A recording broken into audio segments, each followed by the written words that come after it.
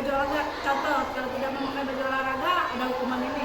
Tapi terkadang sifat anak itu kan berbeda-beda, jadi tidak bisa disamaratakan untuk mendisiplinkan. Kita harus tahu dulu bagaimana keadaan anak tersebut. Jadi 50-50. Iya, 50-50. Kalau Ibu Penny setuju atau tidak?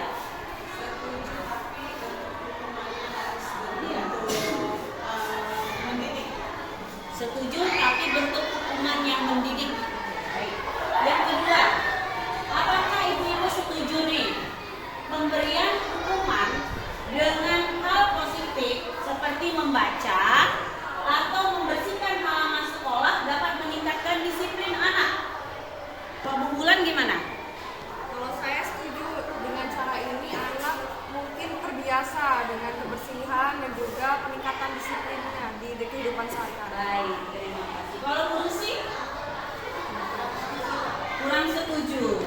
Karena bagi saya yang namanya hukuman ya memang untuk mendidik, tapi kalau anak sekarang ini yang namanya kurang dengan pendidikan dan namanya moral itu kurang. Jadi lebih baik kita bedakan dulu hukuman seperti apa yang dilakukan. Jadi tergantung apa hukuman yang diberikan.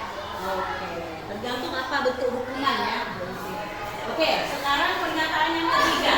Apakah ibu-ibu setuju memberikan penghargaan dapat meningkatkan belajar anak? Bu Rizky? Nah, saya setuju kalau kita untuk meningkatkan belajar anak itu ada perlu penghargaan biar anak itu termotivasi, Termotivasi. mau ikut aktif dalam belajar. Kalau Bu Mary? Sangat setuju. Karena penghargaan itu kan hal sederhana, dengan cara kita memberikan tepuk tangan, jempol itu sudah meningkatkan motivasi belajar. Motivasi belajar. Oke, baik, terima kasih ibu-ibu atas jawaban dari pertanyaan tematik ya. Boleh tepuk tangan ya? Iya, ya. Oke, kita lanjut ya ibu-ibu ya. Oke, perubahan paradigma. Saya ini punya kertas. Ya. Kita mau ilustrasi. Ya. Nah, ini Bu Rusi pura-puranya ada something happen di kertas ini. Ya. Bu Rusi simpen gem-gem. Ya. Dan Bu Penny penasaran. Apa sih isi kertas ini? Bagaimana usaha Bu Penny meminta Bu Rusi untuk memberikan kertas itu kepada Bu Penny? Coba. Ya. Bu Rusi itu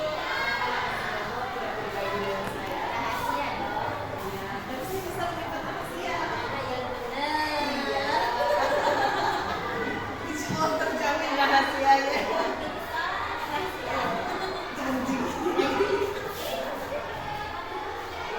Bersediakah Bu Rusi? Bersedia. Ternyata Bu Penny merayu Bu Rusi dan Bu Rusi semacam rayuan. Mudah dirayu artinya Bu Rusi ya. Oke, baik ya. Ibu-ibu kita lanjut ya. Perubahan paradigma teori kontrol, ilusi kontrol. Ya. Ilusi guru ya, guru mengontrol murid. Jadi Bapak Ibu, Ibu-ibu, kita ini berpikir bahwa kita ini bisa mengontrol murid kita. Dengan memberi hukuman, kita merasa bahwa kita bisa mengontrol mereka. Ya. Dengan memberikan mereka punishment, dengan memaksa mereka, kita merasa kita bisa mengontrol mereka. Ya. Oke. Ilusi bahwa kritik dapat membuat orang merasa bersalah, dapat menguatkan karakter. Kenyataannya bagaimana? Kalau kita mengkritik orang, kenyataannya bagaimana? Orang tadi tidak terima kan? Tersinggung. Ternyata terbantahkan Bu. Ya, tidak bisa. Orang dikritik bukannya senang, malah kesenggol. Iyo ngomongnya aku, awak dewe kemana? Iya kan? Tidak terima. Ya, hampir 100% seperti itu. Kemudian, ilusi bahwa semua penguatan positif, efektif dan bermanfaat. Bahwa penguatan positif, efektif dan bermanfaat. Seperti kata Bu Mary tadi, kita memberikan hadiah, memberikan reward kepada anak kita.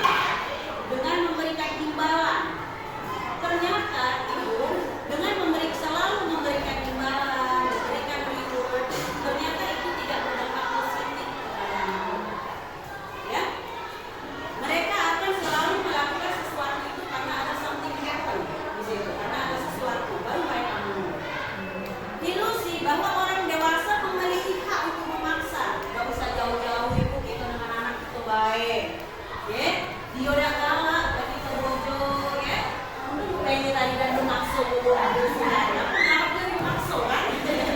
Rupanya dengan bojoan tadi ada galak dia. Dengan anak kita bebu, dia lagi kita bojo, lagi kita rayu, dia masih tidak mau. Akhirnya apa?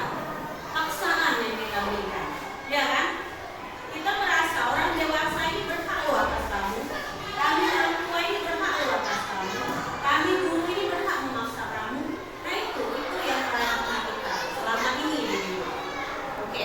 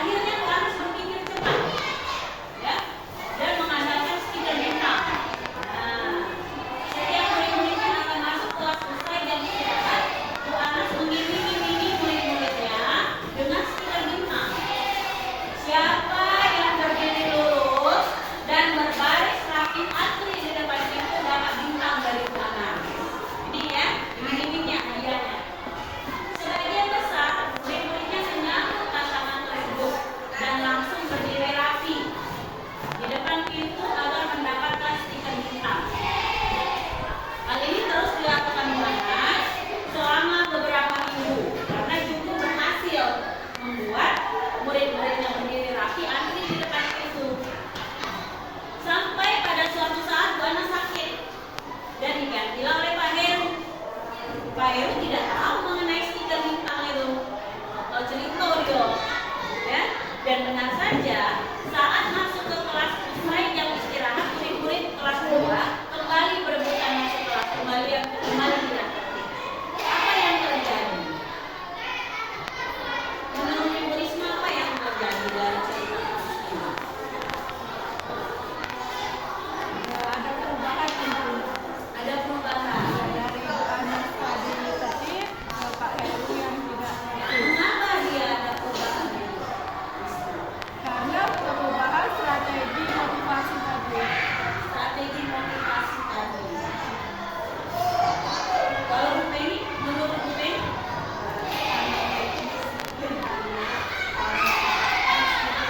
Iya. Iya. Karena dia mau melakukan sesuatu itu karena ada iming-iming tadi. Kalau tidak ada iming-iming sudah ya go ahead aja. Oke, next ya. Nah, untuk mewujudkan disiplin positif itu bagaimana? Kita harus menerapkan merdeka. Ini yang digalak-galakkan sekarang ini ya, merdeka belajar. Menurut Ki Hajar Dewantara, merdeka itu artinya tidak hanya terlepas dari perintah, akan tetapi juga cakap buat memerintah diri sendiri. Jadi merdeka itu dituntut jangan bahasa anak ini merdeka belajar terserah belajar dan tidak bukan itu. Kami ini merdeka Bu, kami ini guru bukan merdeka, serah kami yang ngajar menikah. Jadi merdeka ini adalah kita mengajarkan sesuai dengan kebutuhan anak-anak, kebutuhan dan daya belajar anak-anak. Jadi di sini nanti nextnya akan berdifferensiasi itu tadi. Nah, dihukum oleh penghargaan. Penghargaan bisa menghukum bahwa penghargaan berlaku sama dengan hukuman. Dalam arti meminta atau membuli seseorang melakukan sesuatu untuk memenuhi suatu tujuan tertentu dari orang yang meminta atau membujuk. Dorongannya eksternal dan akan ada faktor ketergantungan. Beberapa dampak dari pemberian penghargaan menurut Alkitab. Ya, ternyata penghargaan itu bisa menghukum ibu-ibu. Ya. Pengaruh jangka panjang dan jangka pendek. Yang seperti apa pengaruh jangka panjang dan jangka pendek? Jangka pendeknya begini Bu. Misalnya Bu Penny ini muridnya. Pen, kalau nak Penny kerjakan ini ya. Nah, aku mau kerjakan ini. Kalau aku duluan pasti aku dapat hadiah dari ibu ini. Nah itu. Jadi dalam mindset dia, aku akan melakukan itu, aku akan dapat hadiah, aku dapat imbalan, aku dapat reward. Jangka panjangnya, setelah dia dewasa, dalam otak dia itu selalu karena ada imbalan dari Tuhan. Itu ibu-ibu, ya. Jadi bukan karena dari hati dia, tapi karena ada something happen di sana. Begitu. Penghargaan yang menghukum seperti yang saya bilang tadi. Penghargaan mengurangi ketepatan, penghargaan tidak efektif. Misalnya seperti ini Bu, di kelas 86 sama di kelas 87. Misalnya saya mengajar bahasa Inggris di 86 dan di 87. Di 86 ini saya selalu kasih hadiah.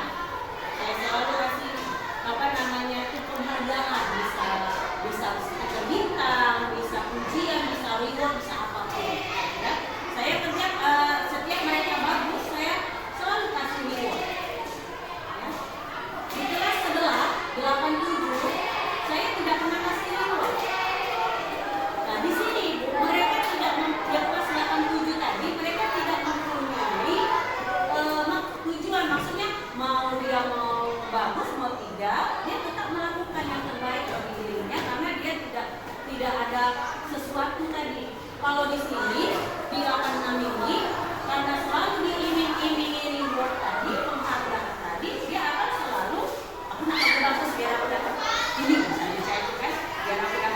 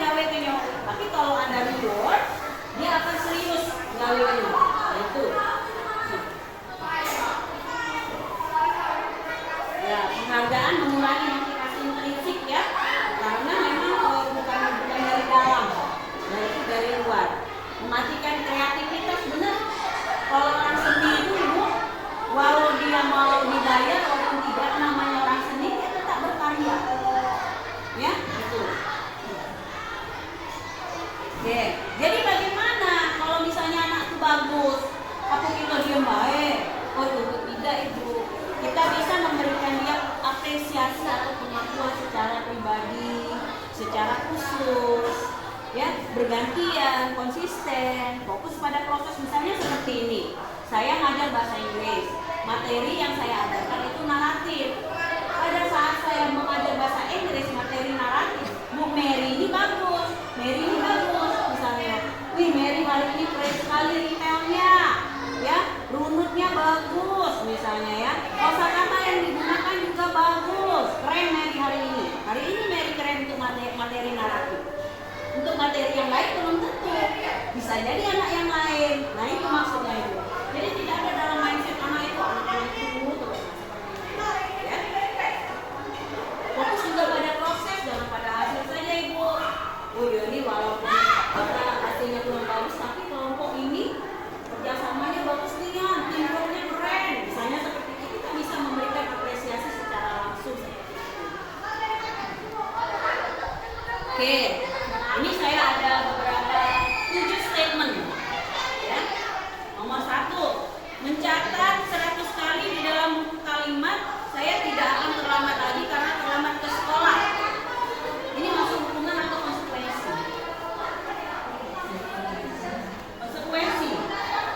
Konsekuensi mencatat buku, mencatat 100 kalimat. Saya tidak akan terlambat lagi, Masuk konsekuensi Bu. Oh ternyata ini hukuman. Yang kedua, lari mengelilingi lapangan basket 2 kali karena terlambat hadir di sekolah. Masuk hukuman atau konsekuensi? Hukuman. Oke. Yang ketiga, murid diminta untuk push up 15 kali karena tidak menggunakan masker di sekolah. Konsekuensi apa? Hukuman. Kita lihat. Oke, benar ya. Menggantikan lepas tugas teman yang telah dicoret-coret, konsekuensi ya. Membersihkan tumpahan air di meja karena tersenggol pada saat belajar, konsekuensi. Meminta murid tidak mengenakan sepatu seharian di sekolah karena tidak mengenakan sepatu hitam, hukuman. Kita lihat ya. Oke benar. Yang terakhir, lari mengelilingi lapangan basket 2 kali karena selama 10 menit untuk pelajaran PJOK. Hukuman atau konsekuensi? Hukuman kita cek. Oh ternyata konsekuensi. Ini kan PJOK. Jadi orang lain sudah mulai olahraga, dia karena kelas 10 menit tetap pemanasan. Seperti itu ya. Apa sih beda hukuman dan konsekuensi itu? Kalau hukuman itu biasanya itu spontanitas kita lakukan. Misalnya seperti ini, Bu Santi datang terlambat, maka saya telat. Kalau telat, pergi kau lari 8 sampai 10 kali. Itu spontanitas hukuman. Ya, misalnya ada tidak mengerjakan tugas, maaf aku tidak mengerjakan tugas. Kau push up kalau 15 kali itu hukuman, spontanitas. Kalau konsekuensi ibu itu biasanya sudah kita sudah terencana dari awal, sudah terukur dari awal. Misalnya seperti ini, anak-anak yang 10 kali alfa dalam 1 semester konsekuensinya adalah tidak naik kelas misalnya. Itu sudah tertulis yang seperti kasus buku Rizky kemarin ya. Yang sebaiknya kita itu membuatlah konsekuensi di awal pada saat pendaftaran peserta didik baru. Jadi misalnya ada anak nih daftar, ibu ini tata tertib sekolah kami, tolong dibaca. Ini pelanggarannya dan ini konsekuensinya. Kalau ibu setuju silakan tanda tangan. Jika ada komplain di belakang, kasih tunjuk tata tertib kita di awal dan konsekuensi. Itu sudah disepakati, itu konsekuensi. Ya, sebenarnya begitu. Bagusnya seperti itu ya Bu Rizky. Karena itu sekedar masukan saja. Oke, nanti kita restitusi ya. Ini beda lagi dari hukuman dan konsekuensi. Nah, sudah yang tadi, sudah mendengar penjelasan di awal tadi. Saya kembalikan lagi nih ke pemantik awal tadi.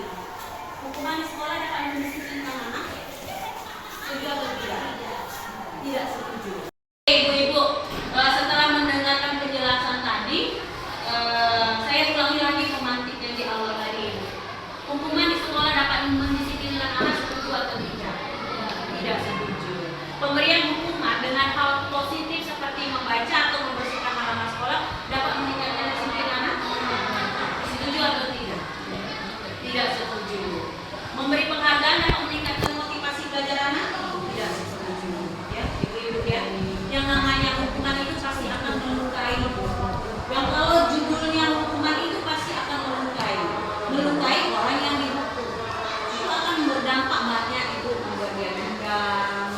membuat dia sakit hati, membuat dia mungkin kita waktu kita masih SD dulu atau sekolah dulu pernah kita dihukum sampai sekarang kita akan terlihat terus. Itu tidak bisa dilupakan, ya. Nah, selain dari hukuman dan selain dari konsekuensi, ada yang namanya restitusi. Restitusi itu apa? Yang menciptakan kondisi bagi murid untuk memperbaiki kesalahan mereka, sehingga mereka dapat kembali lagi ke kelompok mereka dengan karakter yang lebih kuat. Ini lebih baik lagi, bukan kita mau menyelesaikannya, kita suruh dia sendiri untuk mencari apa solusi dari masalah kamu. Jadi dia mempunyai keyakinan dari dirinya sendiri, motivasi untuk memperbaiki dari dirinya sendiri, dari dalam dirinya sendiri. Bukan karena ada hukuman, bukan karena ada ancaman, bukan karena ada konsekuensi, tapi dari dalam diri dia sendiri. Maka kita akan menggunakan metode restitusi setiap apapun yang masalah apapun yang terjadi.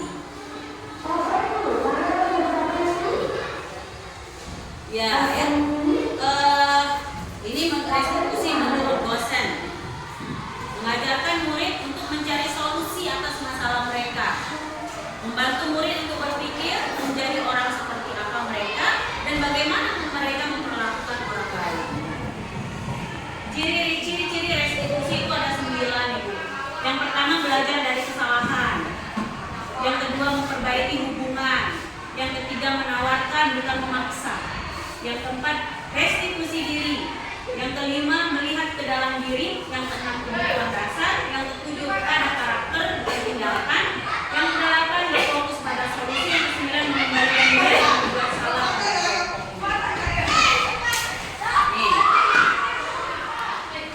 Mengapa kalau saya itu kemarin sebelum saya mulai pelajaran saya selalu buat kesepakatan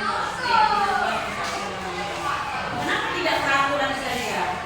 Ya kalau peraturan itu dalam mindset kita, aturan itu dibuat untuk dilanggar. Tapi kalau keyakinan dan kesepakatan itu sama-sama kita sepakati dan sama-sama kita yakini. Dan mudah-mudahan itu prinsipnya keluar dari dalam diri mereka untuk tidak melanggar. Ya. Selalu kembalikan buku ke tempatnya. Ini kalau keyakinan kelasnya seperti apa? Bertanggung jawab. Ya, tanggung jawab. Dia setiap ini pinjam buku dikasih balik lagi. Ya, tanggung jawab. Kalau dilarang mengganggu orang lain, keyakinannya apa? Saling menghargai, menghormati, ya. Hadir di sekolah 15 menit sebelum pelajaran dimulai. Menghormati orang lain, berkomitmen, berjanji, disiplin. Dilarang melakukan kekerasan. Keselamatan, menghormati orang lain. Dilarang menggunakan narkoba. Kesehatan, bergantian atau menunggu giliran. Menghormati orang lain, kesabaran dan gunakan masker. Kesehatan, keselamatan, jangan berlari masuk ke koridor. Keselamatan, keamanan,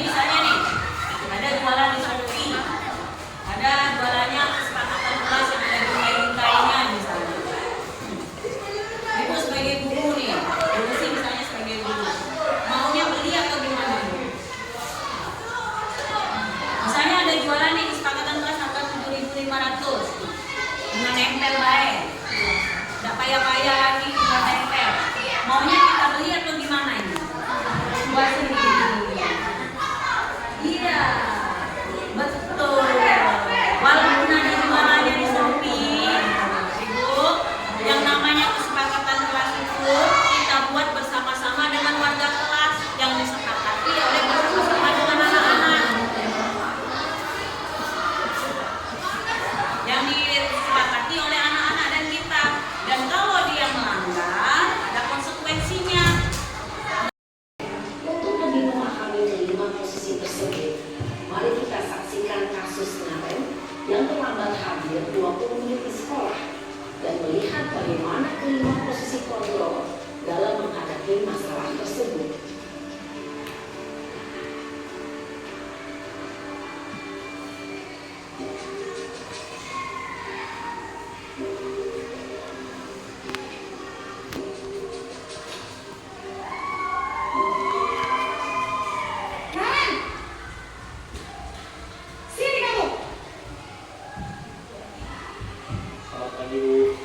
Selalu terlambat. Kamu deh, pasti terlambat. Saya Apa? Apa coba? Alasan kamu apa lagi? Kapan sih kamu tidak terlambat?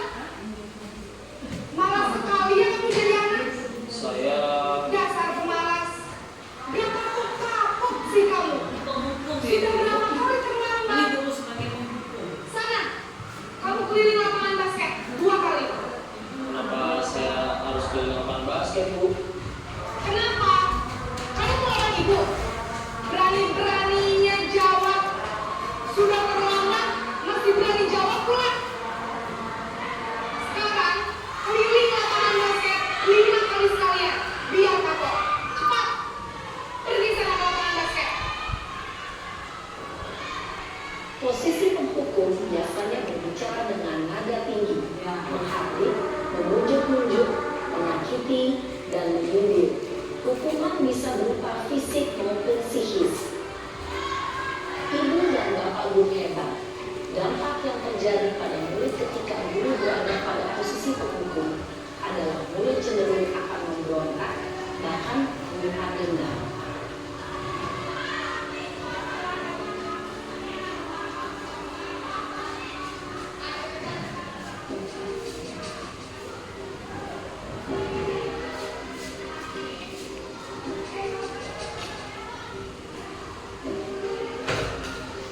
Naren!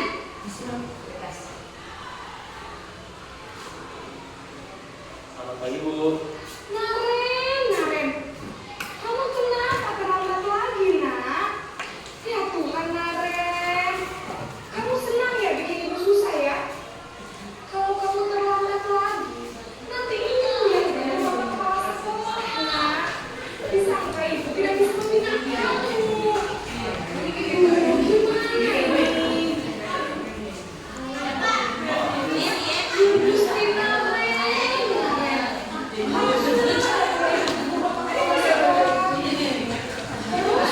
Sekarang ibu harus tulis apa ini di buku absen? Ini kan udah sering kemarin loh. Ibu harus apa coba? Maaf, Bu.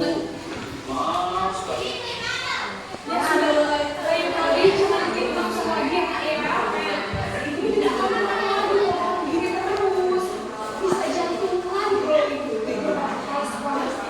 Sekarang cepat kelas. Maaf ya, Bu. Maaf sekali. Posisi membuat rasa bersalah berbicara dengan nada tenang, cenderung lembut, namun kata-kata yang diutarakan membuat murid merasa menjadi Saya sering ini, Bu. gagal. Menganggap diri dirinya sendiri, merasa tidak berharga, dan tidak sanggup membahagiakan orang lain. Ketika guru mengambil posisi membuat rasa bersalah, murid akan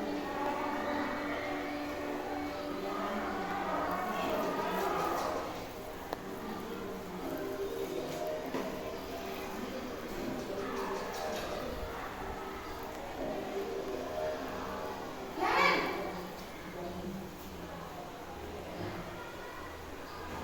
Selamat pagi, Bu. Naren, apa peraturan sekolah kita tentang jam berapa kita harus masuk sekolah, nak? Kita harus di sekolah jam 7, Bu. Iya betul, sekarang sudah jam 7.20. Naren sudah tahu konsekuensinya jika terlambat hadir. Paham, Bu? Saya harus tinggal kelas pas jam istirahat selama 20 menit. Iya benar, konsekuensinya demikian. Jadi nanti jam 9.30 pas istirahat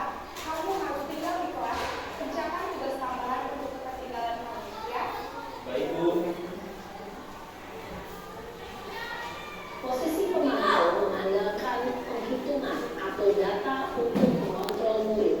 Guru mengarahkan murid berdasarkan peraturan dan konsekuensi. Seorang pemantau menunjukkan bahasa tubuh dan ekspresi wajah yang datar dan cenderung formal.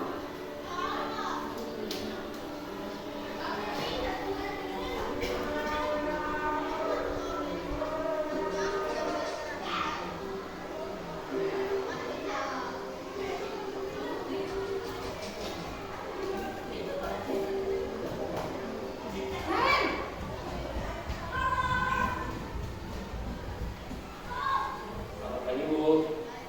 Selamat pagi, Naren. Maaf, Bu. Saya terlambat.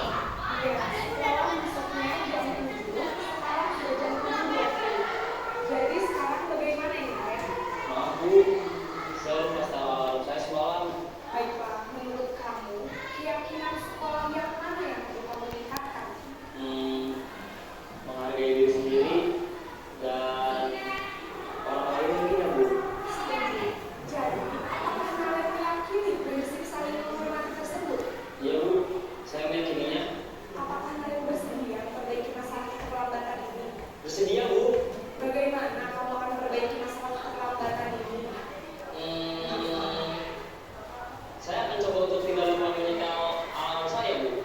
Baik, kalau Naren wanita alam di rumah, ada orang yang kira-kira bisa bantu mengingatkan tidak? Ada, Bu. Kata saya, Kak Emma. Ada lagi selain Kak Emma? Selain Kak Emma, ada ibu saya. Baik, jadi yang mengingatkan Naren adalah Kak Emma dan ibu kalian. Kira-kira akan mulai alarm kapan ya, Naren? Setelah pulang sekolah, akan segera saya lakukan. Baik, jadi Naren akan setel alarm untuk bangun besok pagi dan akan diingatkan oleh kakak dan ibu dan Naren ya. Ada lagi yang mungkin perlu dilakukan, Naren? Agar tidak terlambat bangun lagi. Tidak ada, Bu. Baik, Naren. Terima kasih untuk kerjasama kamu. Sekarang kamu perlu kembali ke kelas untuk belajar. Baik, Bu. Terima kasih.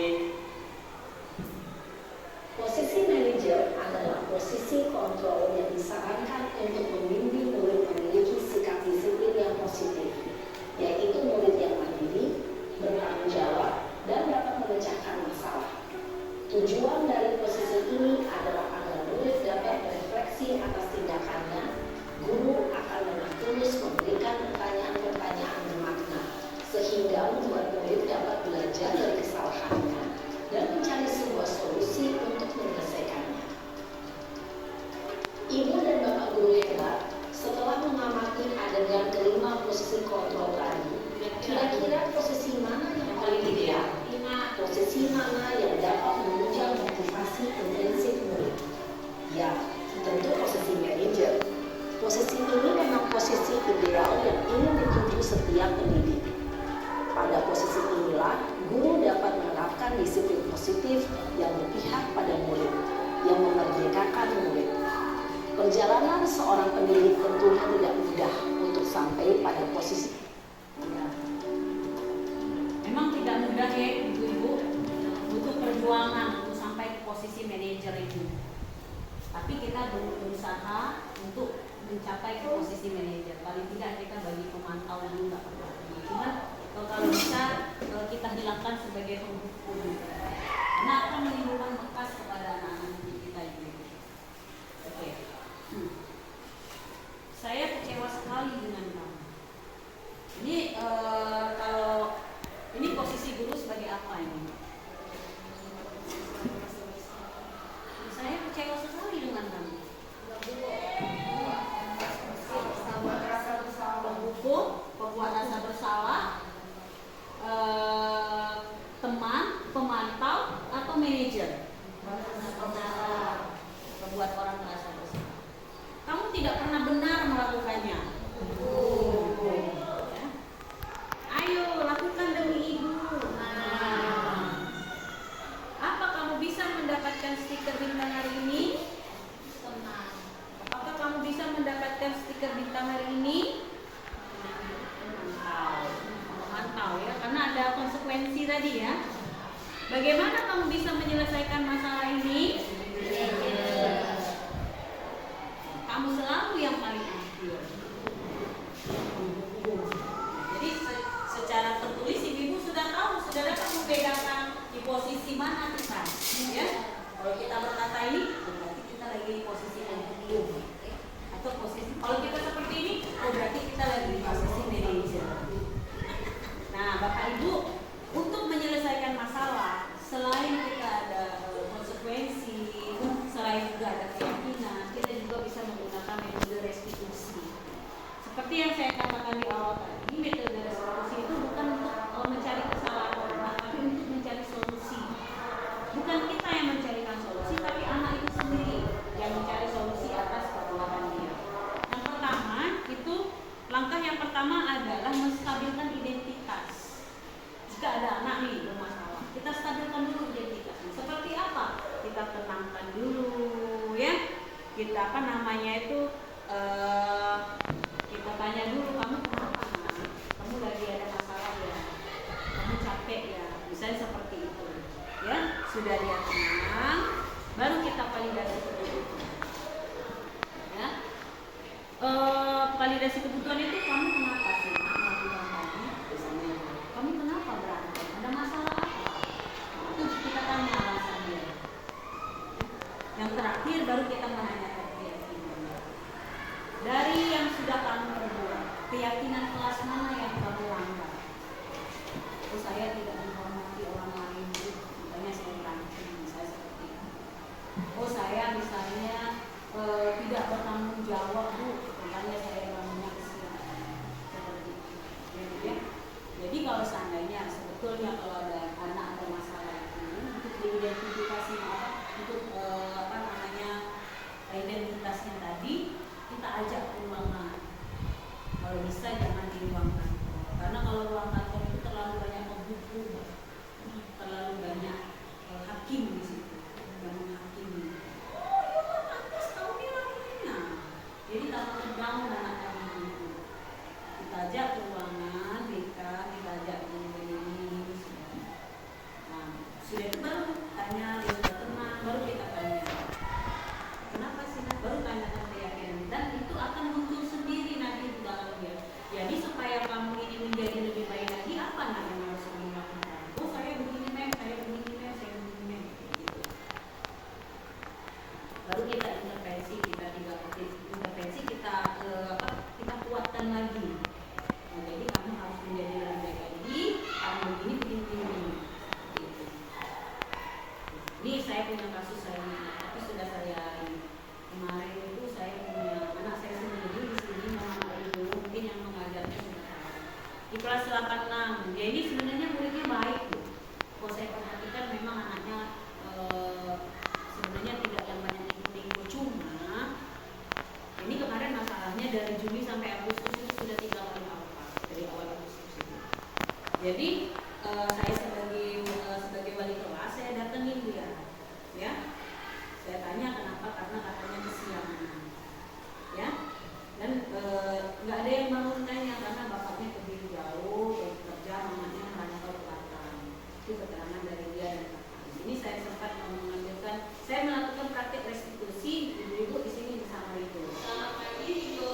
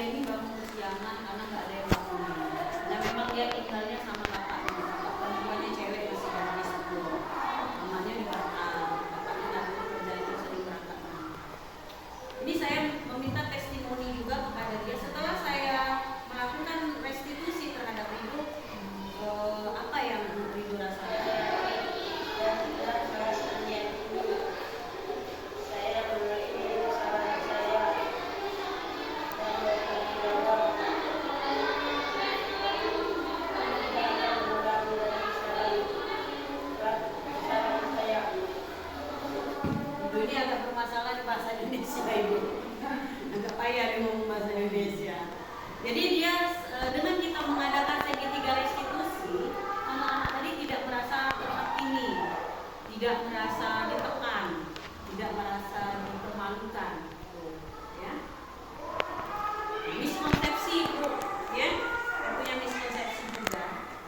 Penerapan budaya positif berarti tidak ada aturan atau konsekuensi. Itu juga tidak betul. Jangan mentang-mentang kita menerapkan budaya positif jadi tidak ada konsekuensinya, itu juga tidak benar. Budaya positif itu kita terapkan untuk membuat motivasi intrinsik anak.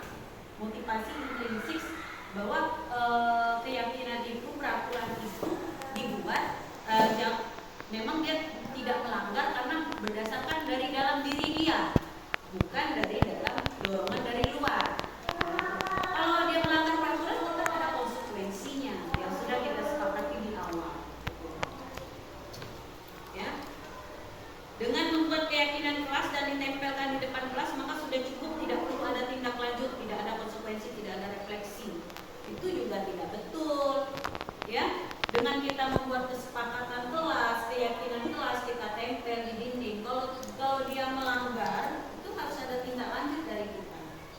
Ya, ini segitiga restitusi ini berdasarkan yang dia tadi, jangan ini. Itu juga tidak betul itu. Ya, oke. Semua masalah yang berkaitan dengan budaya positif diselesaikan dengan restitusi. Belum tentu. Ada yang hal-hal yang berat, luka, pembunuhan, itu tidak bisa dilakukan dengan restitusi. Ngaku nak mau megang misalnya seperti itu kan, ngaku nak mau bunuh misalnya kan, nah itu tidak bisa diselesaikan dengan restitusi. Dia harus ada, apalagi ke kepolisian dan mereka mempunyai teknik dan metode sendiri.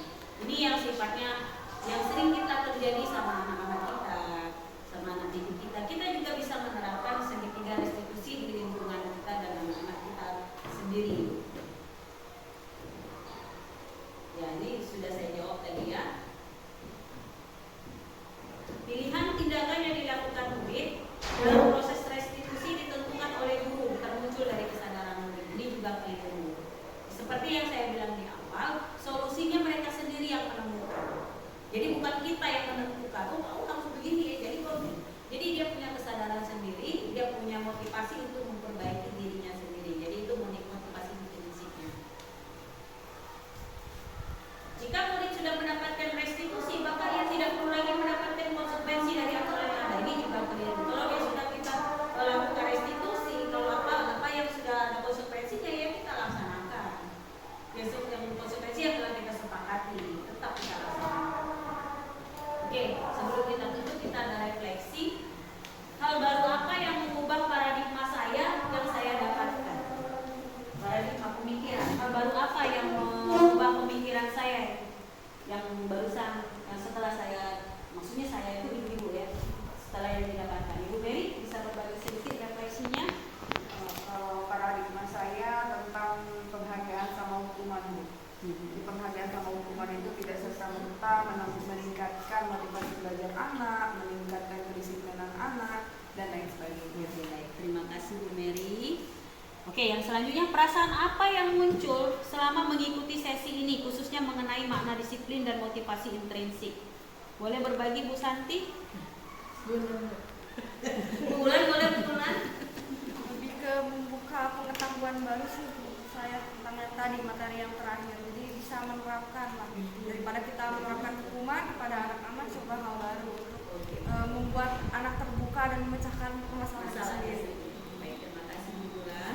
Terus yang ketiga nih, peran Amung seperti apakah yang saya telah lakukan selama mengikuti modul ini? Jadi peran Amung itu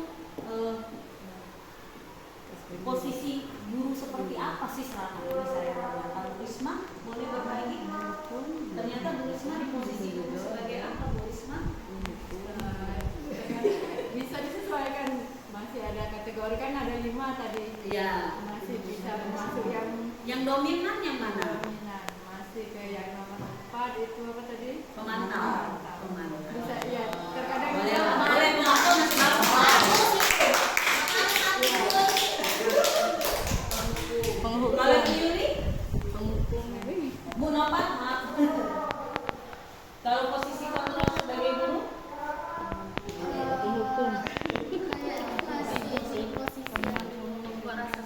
Membuat rasa bersalah, membuat rasa bersalah. Kalau Bu Ade, teman. Bagus juga teman tuh. Bu Rusi, Masuk gak? masuk dalam. Tergantung dengan siswanya. Tergantung siswanya. Saya akan menjadi amung yang seperti apakah setelah mengikuti kegiatan ini? Manajer. Tentu kita mau menjadi manajer. Yang kelima, mau belajar ke arah situ sebetulnya. Ya, saya pun begitu Ibu.